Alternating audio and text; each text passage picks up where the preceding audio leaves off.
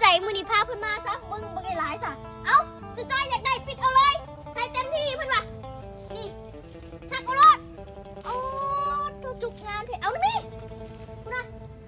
งามแฮงจะเอ้ยนี่หักเอาจะจอยหักได้บ่นี่หยังจะจอยเอ้ยเห็นมึงงอกกันยังตื่นแล้วปานั่นยังมาเลาะมึงงอกงามแฮงมาเบิ่งทางนี้แซ่บแท้สองก่อนอืม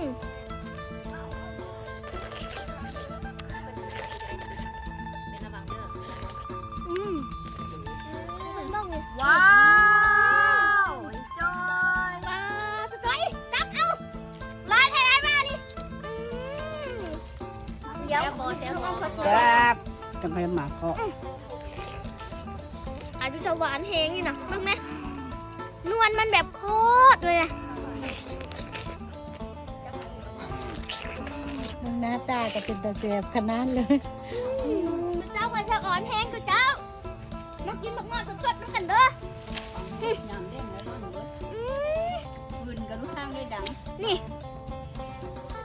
จอยอยากได้มาเอาได้ปืนอ่ะไว้ตัดไปก่อน อืม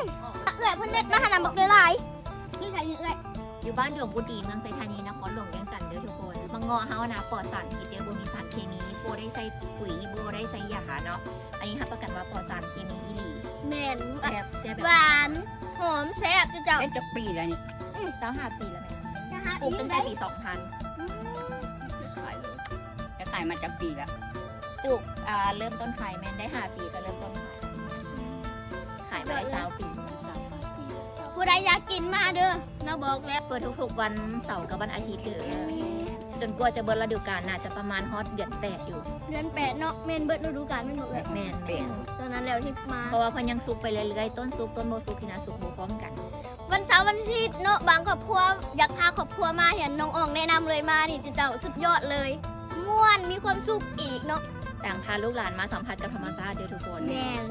เป็นมาเลย ได้กินมังงะแบบสดๆจากต้นเลยโลด